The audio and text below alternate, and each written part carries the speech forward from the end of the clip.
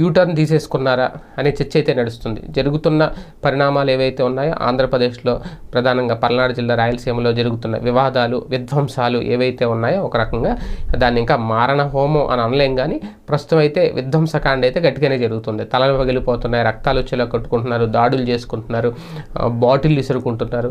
ఒక బీభత్స భయానక వాతావరణం అయితే కనిపిస్తోంది. ప్రధానంగా పల్నాడు జిల్లాలో 144 సెక్షన్ కూడా విధించడం. అయితే అధికారులు చూసి చూడనట్టు వ్యవహరిస్తున్నారు అనేది, అంటే ప్రధానంగా ప్రస్తుతం అధికార పక్షంలో ఉన్న వైసీపీ నాయకులనే టార్గెట్ చేస్తున్నారు అనేది ప్రధాన ఆరోపణ. దాంతోపాటు ప్రతిపక్షం నాయకులు లేదంటే ఆ ఎమ్మెల్యేలకు సంబంధించిన వాళ్ళ కార్యకర్తలు లేదంటే వాళ్ళ ప్రతినిధులు వీళ్ళు ఒక రకంగా అరాచకాలు సృష్టిస్తున్నా సరే, ఫిర్యాదులు ఇచ్చినా సరే పెద్దగా పట్టించుకోవట్లేదు అనే ఆరోపణ అయితే వైసీపీ ఎమ్మెల్యేల నుంచి బలంగా వినిపిస్తుంది. తాజాగా పల్నాడు జిల్లాకు సంబంధించి మేరుగు నాగార్జున కానీ, అంబటి రాంబాబు గారు కానీ వీళ్ళందరూ కలిసి వెళ్ళి ఆల్రెడీ డీజీపీని కలిశారు. ఒక ఫిర్యాదు